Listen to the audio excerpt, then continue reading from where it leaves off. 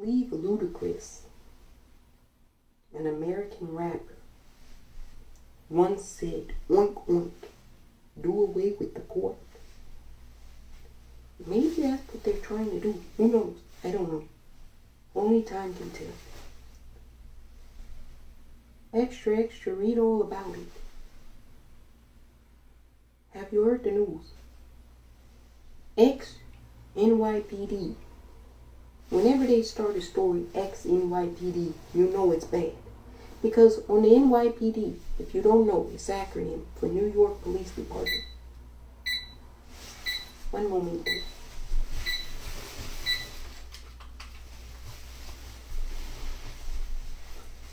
Gracias. It's notorious for having individuals do whatever the fuck they want to do. And you can still work there. You gotta really fuck up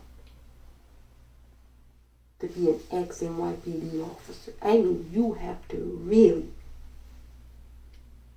fuck up. Remember, maybe you don't remember. In the 90s, there was a case. I believe it was the 90s. It's been a long time. Anyway, there was a black man standing outside of his apartment.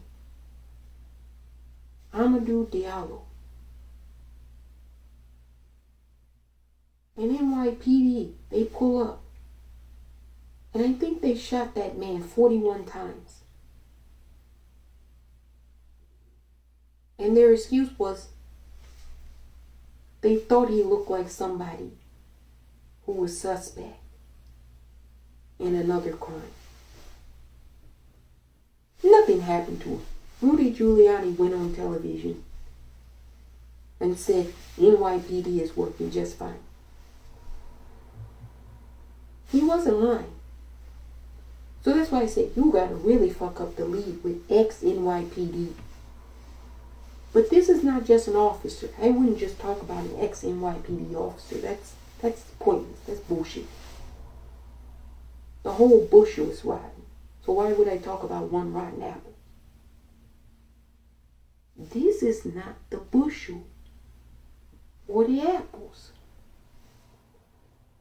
This is the individual in charge of putting all the apples who are rotten in the bushel. This is the head of the Sergeant Benevolent Benefit. No, Sergeant Benevolent Association. Some old bullshit. Anyway, they pretty much run the NYPD.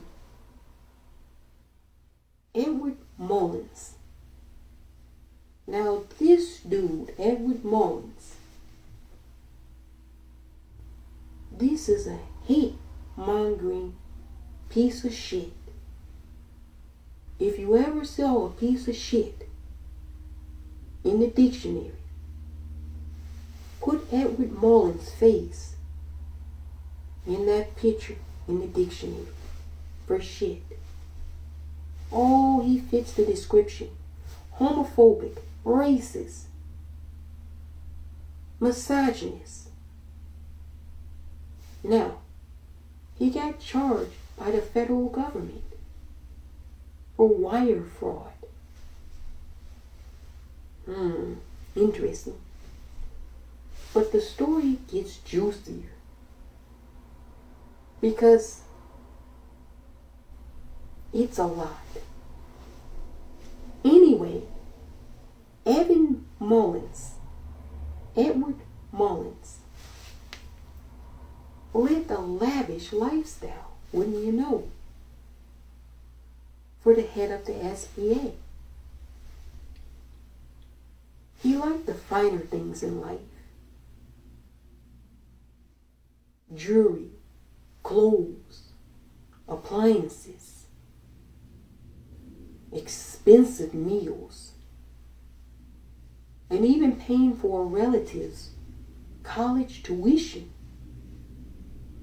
Now you say, wait a minute. How could somebody get away with this? Remember, he's the head of the SBA. So he's going to fancy restaurants. The DOJ let us know that he went to Greenwich Village in Manhattan, New York. And he went and got a meal for $3,000.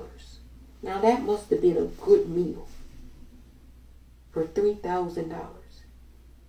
Now do you think Edward Mullins paid that money out of his own pocket? It's not like many of us can go and get a $3,000 meal and pay for it with our own money. No, Edward Mullins didn't pay for it with his own money. He decided he was going to use the SBA credit card to pay for his $3,000 meal.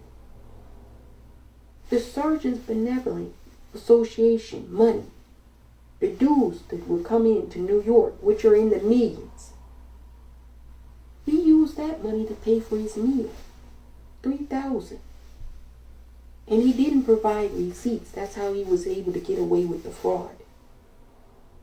He would make the expense reports and say $3,000, Manhattan.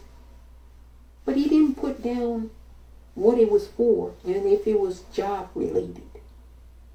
I'm telling you, I don't care what job you have, no job is going to provide you $3,000 to eat at one restaurant for one meal and say that's job related. Unless you're meeting with like, I don't know, Vladimir Putin, then they might foot you the bill. But if you're going by yourself or with your mistress, that's not job related. Just so you know, Edward. And he did that a lot. They said it totaled up to $1 million in theft. $1 million. This nitwit stole $1 million from the NYPD. Well, he is the head of the rotten bushel or barrel. So, if the cops are dirty and you let them get away with shit, why would you be surprised that the head of dirty people is doing something dirty? Now, I don't think anybody's really surprised. Let me tell you what I think this is. Edward Mullins is a crook, but he's also somebody that's very toxic politically. You see, he was a loudmouth backer of the lunatic from Mar-a-Lago, Donald Trump. Oh, he was an election conspiracy theorist. He was one of those, the election was stolen. He's called local council and governors, elected members, homophobic and transphobic names. Said the people are, use terms that are not so endearing to African Americans. So he's not a nice individual.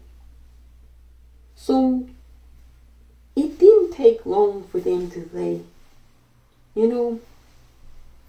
Edward is acting a little strange over there. Really sporadic. Let's go take a look under the covers. And wouldn't you know, they found that he stole $1 million. They said that wire fraud, if convicted, this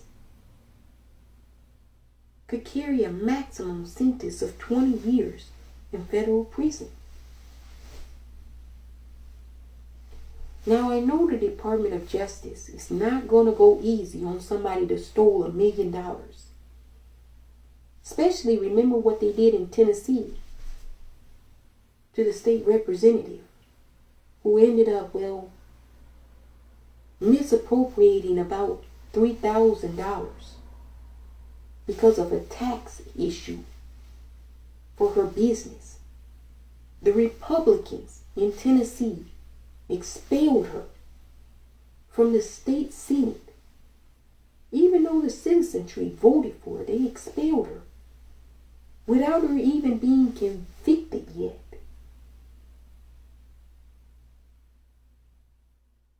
So Edward Mullins, won't get any sympathy. Oh, I say the whole 20. 2020.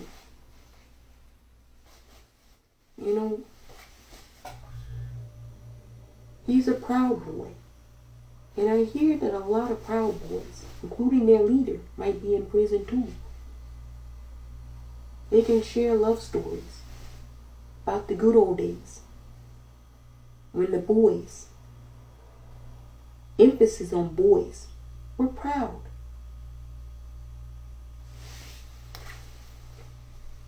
You can proudly climb up on the bunk bed and climb down the bunk bed. It's an experience, I'm telling you. I don't even know if Joe Rogan can understand that experience.